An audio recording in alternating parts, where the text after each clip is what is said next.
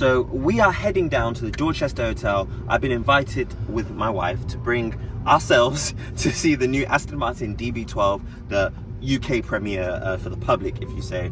I'm heading down the SF90 whilst listening to some Lamborghini content, so it's a real amalgamation of all the car brands. We're in traffic as always in London. I'm in electric mode, just cruising along. I use electric mode around town, and then when I have like longer stretches, I'll turn on the thermal engine. I just find that the best balance in terms of saving energy. But if I really want to go crazy, I'll just put it in qualifying mode, and that gives me full power all the time. Heading into the Aston Martin event now. I parked the SF90, gonna get it valeted because it's too expensive to park on the street. I'm really excited to see the DB12. If you walk and talk with me, I've been looking forward to this car for a while. My only issue with the DBS when Aston Martin let me borrow it was that the infotainment was garbage. But they've upgraded the infotainment, so now I can't complain. So I'm kind of obliged to buy one now, I feel. So we're at the Dorchester now, just got my Aston Martin drink. Average age in this room is probably about 50 years old.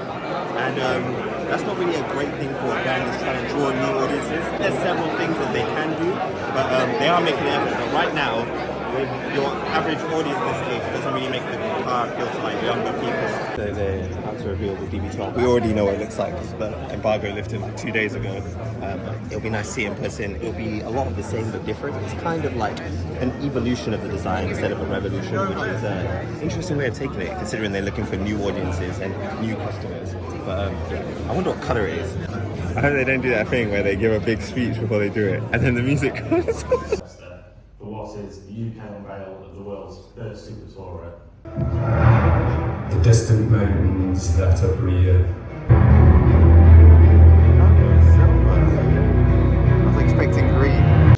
Focus on some key design cues. Well, seeing as no one's going first, I'll go first. The DB12 looks really cool. Really nice looking car. The front end's really nice. I think it needs a bright colour though, as I get swamped. So they've unveiled the DB12 now. It's in this amazing silver colour, tons of metallic plates. You have the updated lighting signature. This looks really nice. You've got Aston Martin there, LEDs in the headlights. You've got the widest grille they fitted to a DB product. I mean, it looks really, really cool. I like the way this reminds me of the older cars, the way the bonnet has the power domes on it. My only issue is that the back hasn't changed enough or at all. Other than that, I think the car is stupendously beautiful. To be fair, the back is actually really nice looking, so I guess if it's not broken, don't try and fix it. You can have different types of roofs. I think this car would have benefited from a carbon fibre roof, just to add a bit of contrast. It has got the carbon fibre killers on the side. No more V12, it's V8 from now on. I'm going to take a look at the inside, check out the new infotainment system, because that's where my only issue with the car lied before. But yeah, this is the DB12. Sorry this angle's so rubbish, and there's people everywhere, and I can't just be like, park the rivers. The rear is a bit more futuristic. You still have the trick virtual spoiler system that channels air from the intake out there to stall pressure coming from the back to increase downforce or reduce drag. You have the Aston Martin S doors that open upwards. They say it's to avoid curbs. I think it's just so it looks really cool because there's no curb on earth that high. The infotainment isn't great. He's just bought a DB11. The infotainment isn't great, but it's a great car. My favourite part of the car is over here where you can get a bit of the tyre tread exposed with the arches. I think it's gorgeous. I think my one issue is that they could have done a more daring spec on this car. I feel this is quite a reserved option car where it's silver, black interior. It would have been nice to see something like a green, Aramco green, or green like the F1 team with a tan interior, or just something a bit different, something a bit more exciting to bring that younger audience. So currently there's a sit-down meal happening behind. I have a moment with the DB12, so I'm going to take you around the car and talk about some in-depth features on it. One thing that's amazing about the car is they have the Michelin Pilot Sport 5 S tyres. This is the first time they've been debuted on an Aston Martin. From what I've heard, these tyres are going to be the next level, the next generation of Michelin. Introducing that driving feel we all know and love from the Pilot Sport brand. Aston Martin's design team, one of the members of my car club literally said they are worth their weight in gold, and I don't think he's wrong at all.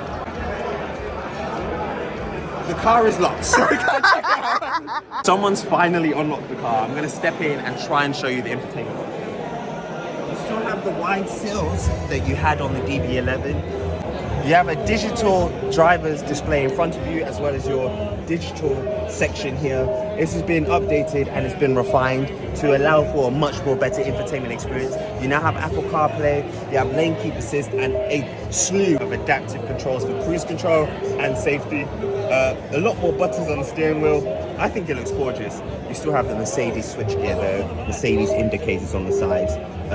This looks nice. I'll be interested to see what the key looks like. And Aston Martin, as always, have kept their seat controls on the center console. My final thoughts on the car from seeing this demo model here at the launch event is it's incredible. I would have preferred a more Larry spec than this. I think this spec is quite conservative, but when you look at the crowd that's here, you can understand why they've gone for a conservative spec. I'll look more in depth into this car when I go to the Aston Martin showroom event in a few days.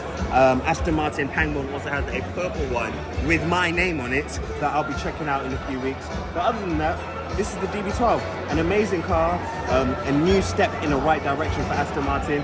I just wonder if this is going to do what they want it to do. But yeah, DB12.